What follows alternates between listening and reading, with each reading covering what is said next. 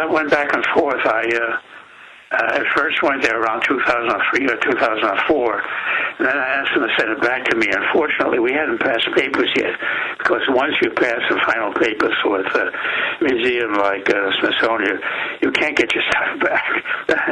It's not in the cards. I wanted it back because I wanted to start building replicas, which indeed I've done over the years.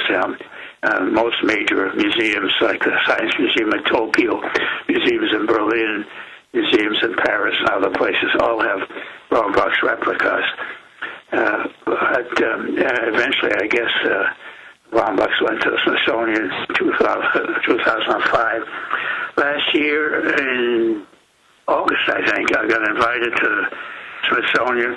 There were some 200 parents and kids there in the Lemelson Center, and we brought the long box out of storage. It wasn't on display at the moment. And turned it out, and also had a replica, and actually played games for the kids and had them play long box replica hands-on. It was a lot of fun. Oh, that sounds like it. I wish I could have been there. That's great. Well, we'll do it again, I'm sure. Excellent. When writing your book, Video Games in the Beginning, was there a sense of, I was there in the beginning, it's time to tell the tale? Well, absolutely. Think about it. In 1966, there was something like 40 or 50 million television sets in U.S. homes alone, never mind the rest of the world. Right? And so any engineer is worth a salt who's thinking wants to develop a product that'll be sold in sufficient quantities to be of significance. So I look at these 40 or 50 million television sets, and I ask myself, what can I do with them? And the old idea that I had back at Laurel comes back, and I figured if I can get something that'll attach to the antenna terminals of a television set, maybe 10% of those television sets, that's 4 million or 5 million. Well, that's a big enough incentive to get your brain in gear and come up with something. Absolutely. Looking back, how does it feel to know that you are the father of video games and that you've paved the way for where we are today with next-generation gamers playing Xbox 360, the Nintendo Wii, and the PlayStation 3? Well, it's very nice, and Mike just mentioned that I've been part of that picture for more than just the beginning. I helped outfits like Coleco get into the business. I worked with Magnavox on the Odyssey 2. And built accessories for video games, not necessarily successfully throughout the ages. So it's not like I worked on the stuff back in the 60s and then walked away from it.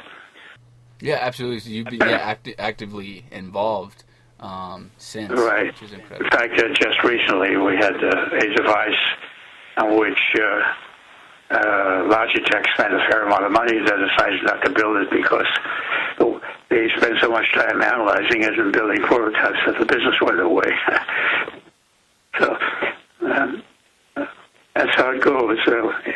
In 35 years of building handheld electronic toys like the Simon, you mentioned that earlier, I've learned that coming up with ideas is easy if that's how your head works. Doing hardware, doing software, building stuff, it's easy if you know how. Selling the stuff, licensing it, that's the hard part.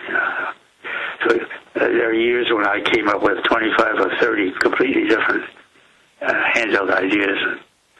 Maybe one or two made it, or maybe none of them made it. Some other years I took 2 or 3 of them to toy fair, and one made it. And it's like selling a script for a movie.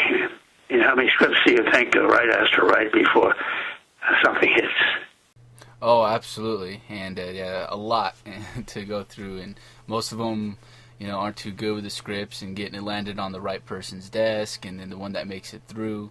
Absolutely. More to your question, how does it feel? Well, when you go into a project like that, nobody can look at the crystal ball.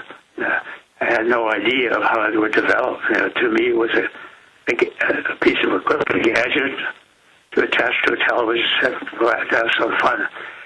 Could I have foreseen that it would develop into a whole industry? Of course not. And if I hadn't done it, some other guy would have done it. Well, we definitely are glad that you did, because if not, I probably wouldn't be doing what I'm doing today. I wouldn't be so passionate about video games.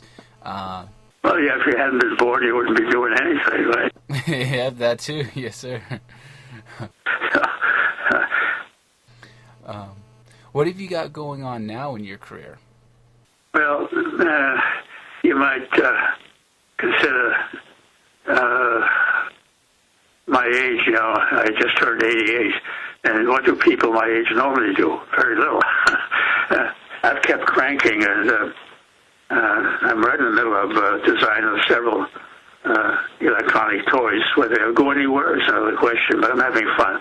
Also doing more software programming than I used to do. My last product that actually made it to a marketplace was a series of talking tools in the Tonka line. They've been phased out in the U.S. They're still selling in Europe and South America. But I'm down in the lab quite a bit of the time. When I'm not up at the computer answering mail from kids, almost every day I get a requirement. I get an email from some kid asking me to answer 12 questions, 14, 16. You can't say no to kids. They're doing schoolwork, they're writing a report, they're making a presentation, they're in a contest, and they pick, the subject is inventors or engineers, and they pick me. You can't say no to kids. So that takes a lot of time, and just living takes a lot of time, as you know. Absolutely, and it's definitely greatly appreciated speaking with you.